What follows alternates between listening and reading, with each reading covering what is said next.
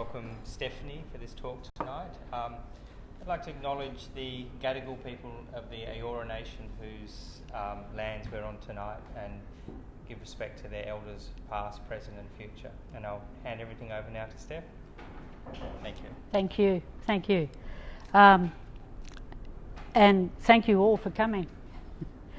So we've got a talk here tonight. I just want to say that I'm not going to give a speech. It's going to be something more like wandering around a subject. And the subject is yoga therapy, and probably sort of makes sense because I think a lot of people, especially those who come to the centre here, know I work in yoga therapy in the therapy class as well as teaching the teachers. And that's because, why should I?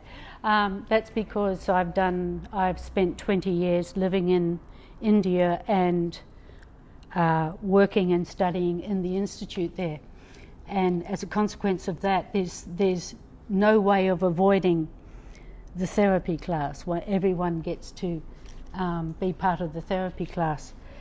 It was actually only recently I managed to pick up that I worked out I had a lot of experience of many different things over those 20 years in Pune, but it's taken a little bit of sort of standing back to reflect on different things that happen in Pune, and one of those is I twigged that their whole teacher training or education starts in the therapy class. It starts with the teachers coming in and basically just being helpers, standing around, bringing bolsters, bringing blankets. And that's where their learning to be a teacher begins. We've got a completely different criteria in the West where there's a certain limitation as to who can assist in therapy classes. So it's quite interesting that that's where they consider a teacher should start or begin, is actually in the therapy class, even though at that time, and I've just got to say, when I first got to Pune myself 20 odd years ago, even though we knew nothing, absolutely nothing. I had a background myself in visual arts and in psychiatric nursing. But to actually go into that therapy class and to stand in that therapy class and be involved in the whole room and everything that happens in the room was to stand right in the middle of a very awkward, uncomfortable experience of not knowing. And it took years basically of joining dots together to begin to realize what it is that goes on and what happens. So a little bit, what I'm going to talk about tonight in terms of yoga therapy is what I see as the reason why we get involved in yoga therapy, why we might want to, what draws us towards that, and I'm going to try and illuminate a contrast with how I see it being viewed and approached in the West. And this is purely because I happen to have that rather perverse kind of experience of sitting in another place to see yoga therapy. I'm now in the West and I'm seeing the way things are approached and thought about, and it is quite alien to me, I've got to say. It's quite different to what I had done over the last 20 years. Even within the same context of the same yoga system, the whole approach is quite different. So this is a lot of what the talk is about. It's actually that contrast and how I see that there are some things that perhaps come from my own learning that if we can spot what the essential thing is, we could begin to sort of pick that up and use it, and by this become far more effective and creative in the whole yoga therapy process. So I'm going to begin. Yoga and yoga therapy for the person who's having therapy is a doorway to liberation. Bang, yeah? It's a huge statement to make, a doorway to liberation. Basically, and this is for both the person who might be guiding and teaching, as well as for the person who may come and position themselves in a therapy class as a patient. I don't really like that term, but they come as what we would recognize as a patient. And they come, and it is a doorway, and mostly unknown to them, it is a doorway that leads them towards liberation. This is the effect that yoga has for us, especially here in Western society, and that is that without entering into a form of religion, it is often for so many people the first step towards a pathway of liberation, or a spiritual pathway. For many people, it's the opening window to that. One of the things that there is about liberation, there's a term, I'm not going to use too many Sanskrit terms, but one term that has a sort of a personal pertinence for me, and that is the word upaya koshalam. Now, the word koshalam, if anyone has studied any of yoga, you come across it in the Bhagavad Gita, and they talk about karmasu koshalam, auspicious action, skillfulness in action. Upaya koshalam means skillfulness in liberative technique. And as a yoga therapist, this is what you are handling. Whether it is that you are handling the distress and liberating them from distress, or releasing them from pain, releasing them from the various discomfort that perhaps they have, it is a form of releasing them from those obstructions, from those things that grip them. So it is a form of what I call upaya koshalam. Now, for me personally, it was this aspect that had me fascinated. It was the catching sight of, because until I went to Pune, I wasn't actually necessarily interested in yoga therapy, yeah? But it was catching sight of Gita and Guruji and their skillfulness. And I became fascinated by their skillfulness. I wanted to be that skillful. It became like a thirst. I couldn't drop it. All I wanted to do after my first visit to Pune was to get back to Pune, because of that quality of skill that they held. They seemed to have a personal level of skill and understanding of humanity, a form of it that spoke directly to me. I'm not saying that other people in the West don't have their way of understanding humanity. And I'm not saying there aren't disciplines in the West that is for that purpose of understanding humanity and helping humanity with their illness. It was the way that the Iyengers managed people that I found fascinating, and I felt very drawn towards that. So this fascination with skillfulness is a thing that I find many teachers in the West, like me, get very involved in. They want to know more.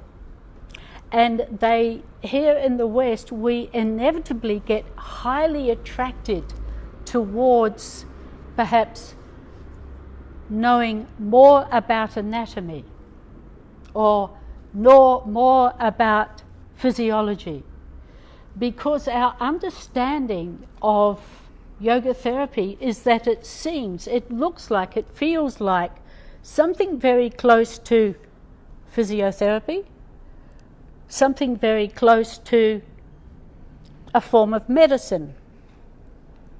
What happens for us often, and what has happened a lot here in the West to the whole area of yoga therapy, is it has started to take on that coloration of what I would call the medical model.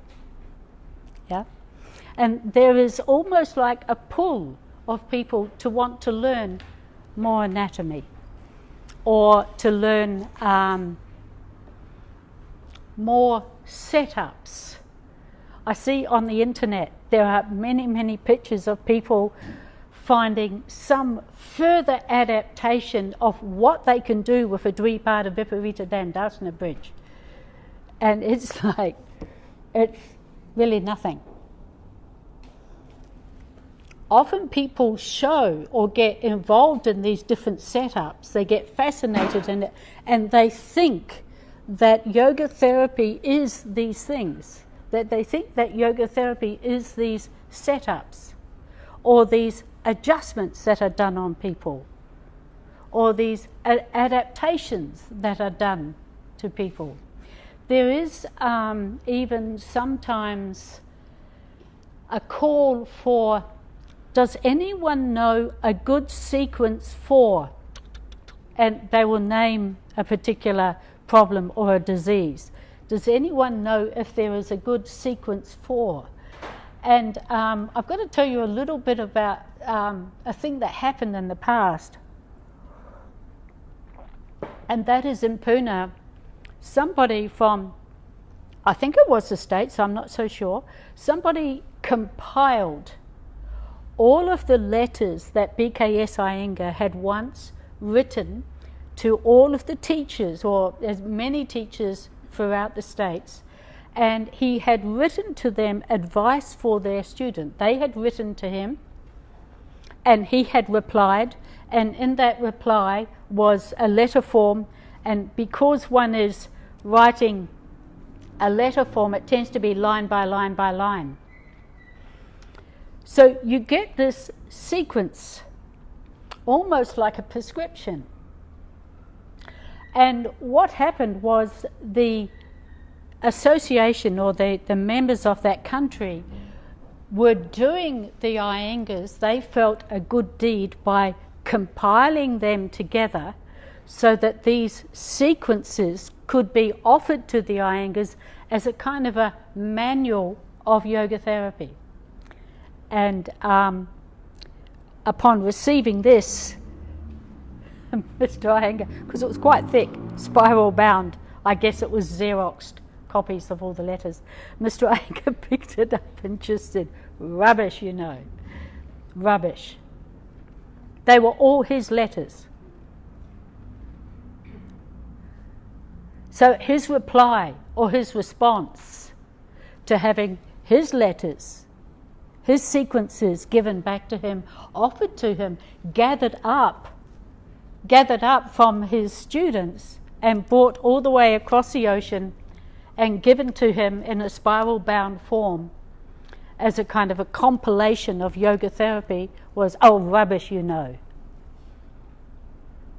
He was irritated with them. Don't you see anything? Don't you understand anything? In other words, he did not expect that his teachers, who many of them had already been studying with him for over 20 years, this is when I was only there for about 4 or 5 years, I guess, at that stage. They'd already been studying with him for quite a number of years, and his response to that was rubbish. I think that spiral-bound book kind of like hung around behind Pandu's desk on a dusty shelf for some years. It didn't get picked up again. So, we've got this idea of sequences. Yes, sequences are important if you know and you understand what is in them. If you are able to study what is in them, and sometimes, more importantly, what is not in them. You can get a better idea about what has been applied to a person if you see what's not there. It gives you a better clue about what to be done. The thing is that in Pune, when I first turned up, and at that stage there were at least 2 therapy classes that later expanded to at least 3, there were no slips of paper in the room. Gita and Guruji at that stage, this was after Prashant had injured his arm, though I believe that he also used to work in the therapy classes, they knew all of the patients' work to be done. They had it recorded in their experience, in their mind. They knew what was to be done. And I tell you, often, for several weeks in a row, somebody's work to be done would be the same. In other words, 20, 30 people in the room, and the Iyengars could remember all of them and everything that needed to happen to them. There were no slips of paper. They guided us, the assistants, telling us what had to be done, what was the next pose. They'd leave us to kind of sort that out, then they'd come along and fix it, and then they would go away, and then in the right time, obviously keeping an eye on the time, they would come back and tell them what was the next pose to be done. There were no slips of paper when I was there first. The slips of paper came along when there was more interest on behalf of the assistants, and more of the local assistants, local teachers, or the Indian people who lived locally and became more interested in yoga and yoga therapy, started to grow. Their numbers, their interest increased. Otherwise, it tended to be population with very willing, keen Westerners who knew nothing. Yeah. But as that interest grew, it was necessary for the Iyengars to write down the program of the students so that they could be left at least with some of the experienced assistants to get on with it. That's when the slips of paper started. They were not there when I first turned up.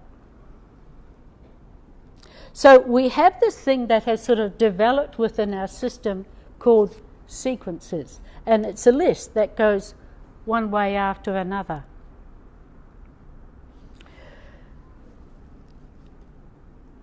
Having said that, I don't want to rubbish sequences, because one of the things that I did also become aware of was that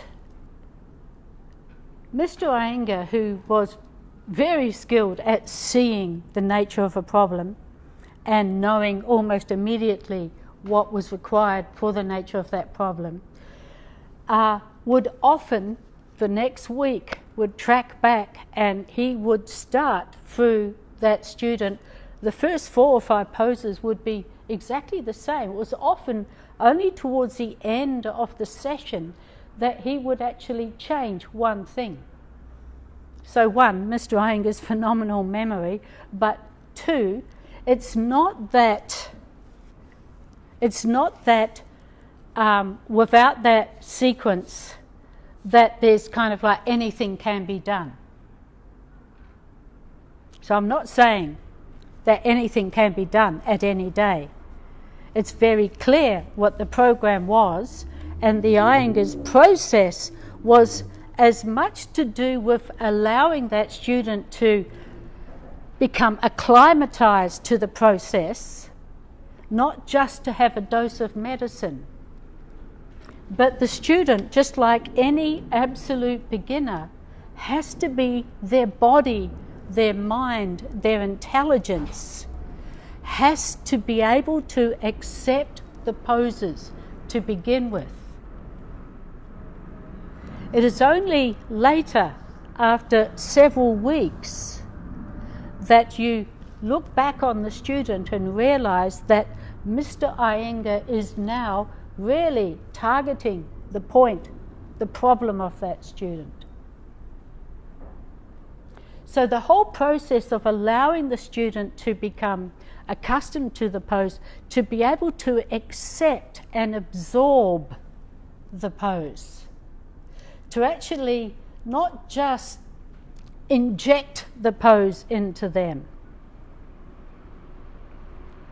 but actually let them learn and inhabit that pose.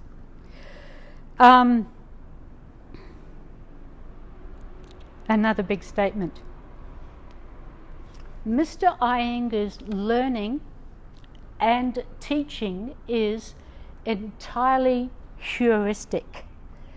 It's a word that I must have come across when somebody was writing about Mr. Iyengar. They made a comment about his medical knowledge being heuristic, and the way that they wrote it gave me the impression that it was a bit sketchy, perhaps, or a bit hit and miss. Now, to some degree, this is the connotation of heuristic. I don't know if anyone else here has come across such an odd word as heuristic, but I'll just give you a few lines out of something that I found in Google as to the definition of heuristic.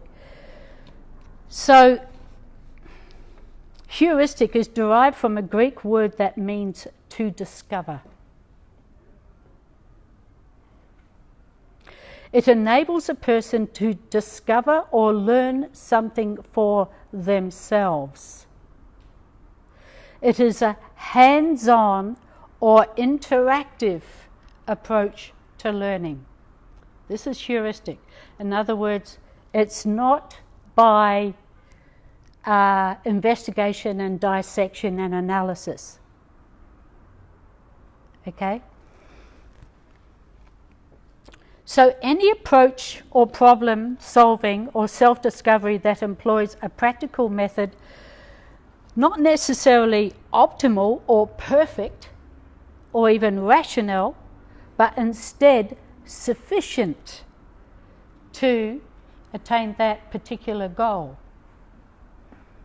is heuristic.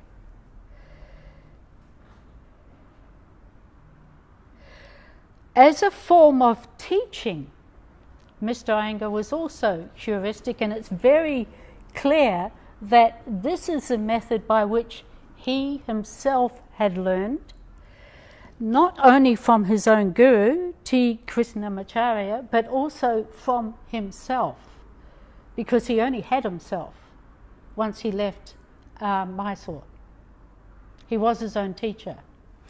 But as a method of teaching, it is heuristic as a way by which one allows the students to learn by discovering things themselves and learning from their own experiences rather than telling them things.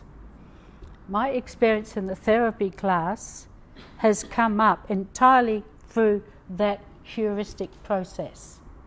I literally stood holding onto a blanket, not even being sure, do they want it under their head or somewhere else? Because we weren't told. One was assessed as a student. Here you go for exams and assessments.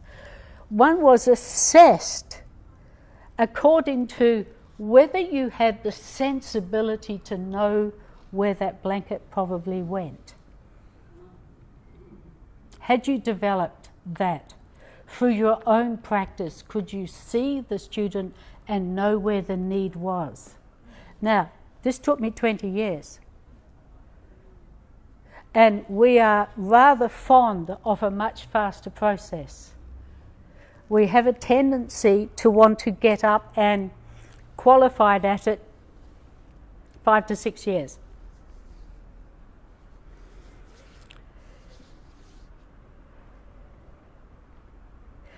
I'll talk a little bit further on about what might be missing and what might be useful out of the way that we do it. Yeah. So being heuristic wasn't entirely the only influence of BKS Iyengar in terms of yoga therapy. His guru did yoga therapy. His guru was a Ayurveda practitioner and had a lot of skill and a lot of knowledge of this. Not only that, but Mr. Iyengar also, not only through Ayurveda through his own guru, as well as yoga therapy, because Mr. Krishnamacharya was actually working with the staff of the Mysore Palace, working with the royal family as well as working with the staff. So this is prior to the loss of the Maharajas. But he also, as a young man, was invited by the Surgeon General of India to travel with him, Mr. V.B. Gokhale, to travel with him to present asanas whilst Mr. V.B. Gokhale presented in medical terms what was happening in this asana. Mr. Iyengar is an incredibly quick study. He always had a very smart thing to say. He once said, yes, that's right, I am a learner. I am very much a learner, but I'm not a beginner. So he always had a quick quip.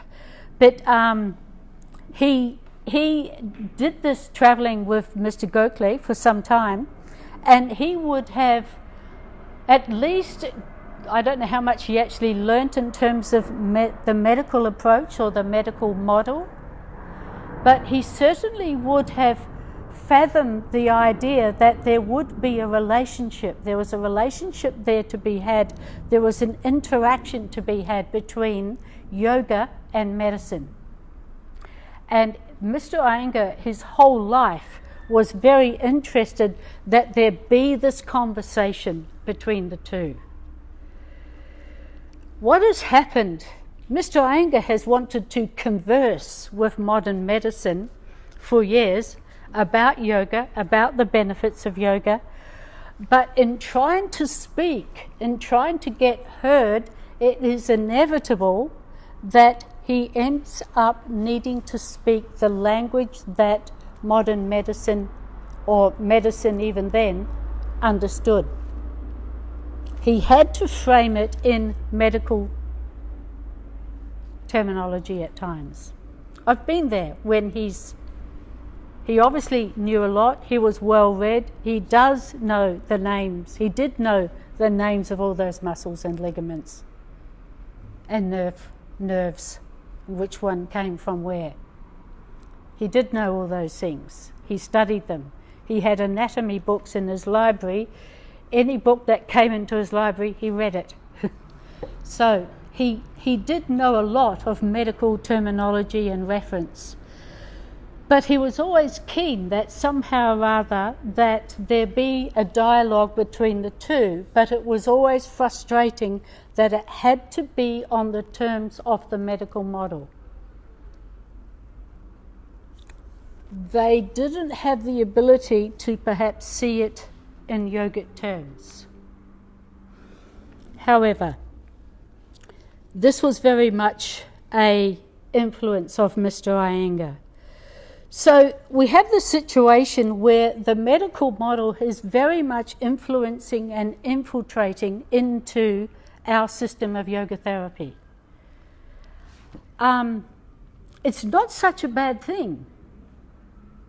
There are some places, I can remember, this is now 27 years ago, my first ever teaching assignment was at a health promotions centre attached to a Marrickville hospital. Now, I don't know if Marrickville Hospital is still open. No, it isn't.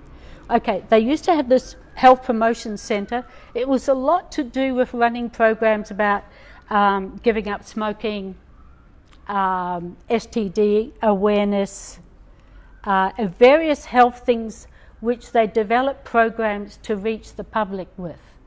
And they offered in their rooms yoga classes. Yeah, they put on these yoga classes, and that was my very first experience at being a teacher, was standing up in the middle of a room and going, ooh, because I'd never done any formal course of teacher training. It was just that my teacher gave me a phone number and said, actually, I think you should teach, ring these people up. So that's how I started. So I went off and started to learn to teach by having to surmount the problem of teaching those people. Yeah. This is very much like what happened for Mr. Iyengar when he arrived up in Pune. He taught himself yoga therapy by dealing with those people who came to him. He just had to surmount that problem. He just had to find a way. I think I've said it already. He was entirely heuristic. So we've got this situation now where what has really infiltrated a lot into yoga therapy is the medical model, and a little bit a desire to get something that sounds like that.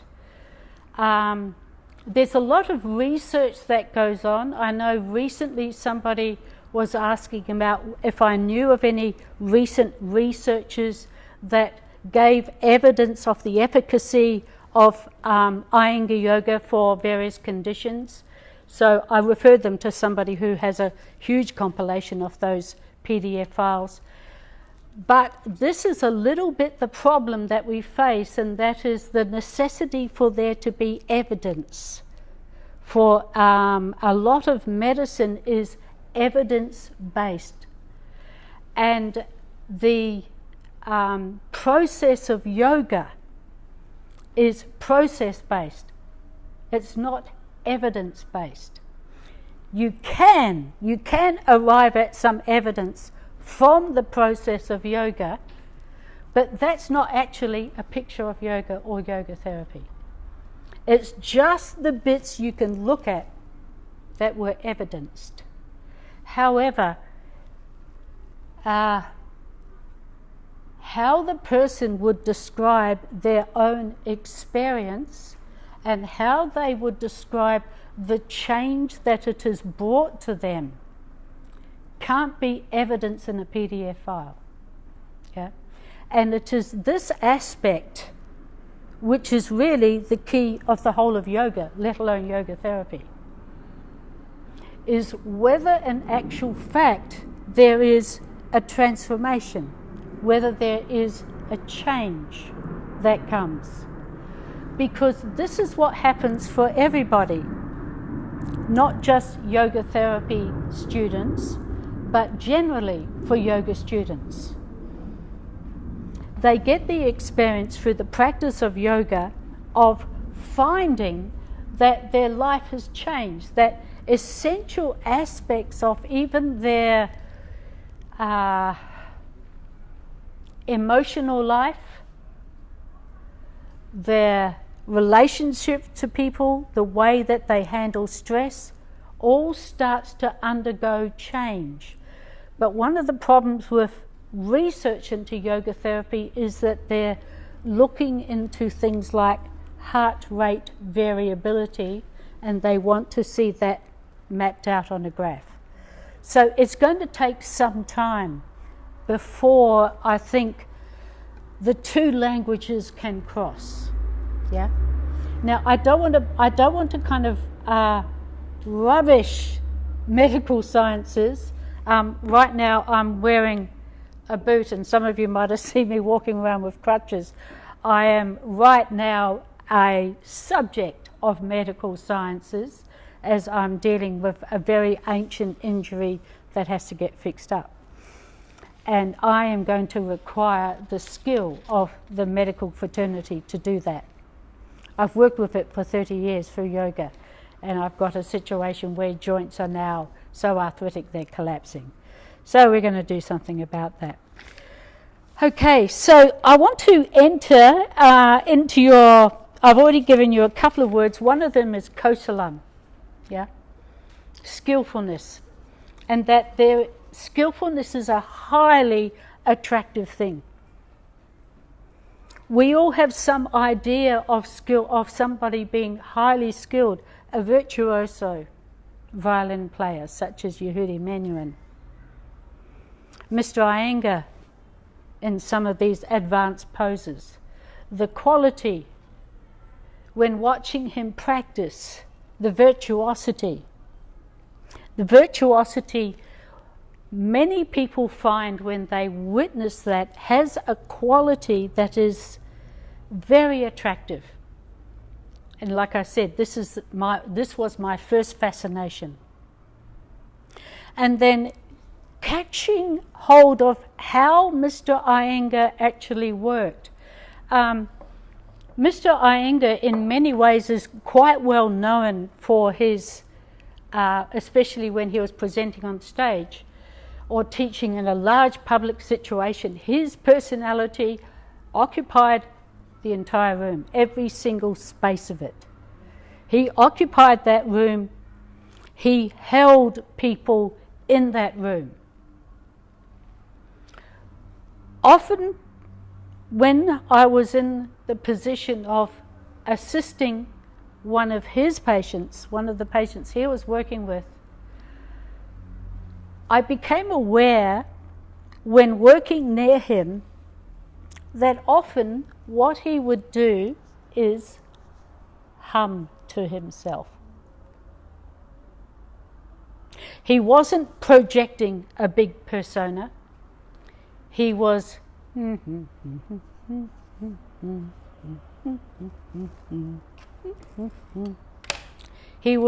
humming to himself. He had some tune going on inside. And he was in touch with that as he worked with the patients. He was in touch with, who knows what tune it was. I remember once when he had cataract surgeries, and so he was walking around with dark glasses on, and he could only practice a few poses, just, the day after the cataract surgery. And he came up with a music player, and it was Carnatic, religious Carnatic music. And it was kind of like, oh, Lordy be. And it was blasted full bore in the practice room. It's a different style of music to what we're used to. We're used to harmonies and rhythms. Religious Carnatic music. Whoa, okay. But he was very much, obviously, he was obviously into music. He loved music. He loved the religious chants and mantras. He was sometimes chanting under his breath when he was practicing. Very quietly. It wasn't anything to do with the great personality that we get to hear of. One of the things I witnessed, I encountered, was that when working near him, he hummed. He hummed to himself quietly. It wasn't loud. He worked with an inner sensibility. That's where that tune or whatever it was came from. He would sort of sing along to something he was in touch with inside of himself as he was working with the student. He wasn't technically reading the list. He wasn't talking about so much shifting this limb here or adjusting that limb there. He worked often silently, without words, and he would hum until he had to say something like, get a plank. And always, whenever he gave an instruction like that, when he was working as a therapist, it was actually not even get a plank, he would say plank. That was it. You'd have to go and you'd have to know what kind of plank he probably wanted now. And if you were working with him, it was expected that you would have that sensibility as to which plank, because there were a variety of planks that one could choose from. So he had this inner quality that he would work with the whole time. I'm going to give you this other word, and that is, there is a large aspect of working in yoga therapy that is liminal, not subliminal. I'm not talking about hearing an inner voice coming up from the consciousness, but liminal. And the word liminal means, I'll read it out, yeah. The word liminal means relating to a transitional stage of process, or even starting a process off, or occupying a position at or on both sides of a boundary or a threshold. Yeah?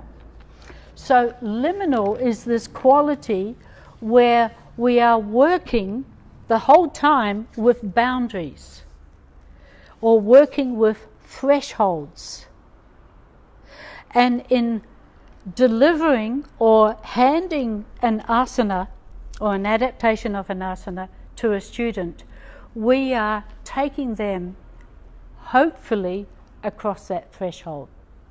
Across that threshold where they stand, where they actually get the experience and the accumulation of the experience of their wellness. They start to feel a change. They start to feel perhaps an airway is fresher and more open. These changes and transformations are happening the whole time in yoga and are vital when it comes to yoga therapy. I can remember recognizing for myself once when coming down from Shirshasana that this is an afternoon practice where we held these poses for longer than perhaps in the general class, and that is I noticed that I regularly came out of that pose and would walk towards the window and just stand and looked out the window.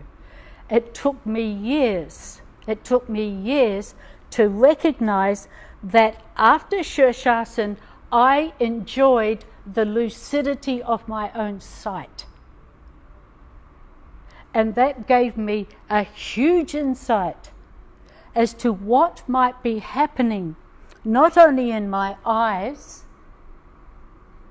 We do give cautions under some conditions of eyes, but that Shirshasana would transform my eyes, would even transform my ears, and yet I got this sense of lucidity, and at the same time I was completely still. So part of being a yoga teacher, part of being a yoga therapist is to deliver these changes to the student. Now obviously, as you all know, a person will come to the therapy class and perhaps have, when they come to that therapy class, a particular problem. Maybe it's somebody who suffers from diabetes, or maybe it is somebody who has perhaps torn a ligament in their knee, or maybe they even have a motor neuron disorder, or a bad back, necks and knees and shoulders. They often will fill up a therapy class, yeah. But it's almost as though the person needs to have their yoga delivered through to them in a way that they can accept at that time. In other words, somebody with a condition of asthma needs to have the poses given to them in a way, or chosen poses given to them that are more conducive for that condition. Yeah? more conducive for that condition, so that they will first of all feel the alleviation of the discomfort of that, the feeling of satisfaction from that alleviation, which opens to them the ability for them to actually experience themselves in a changed state. So if you can do something like open up the airway of somebody who is gasping because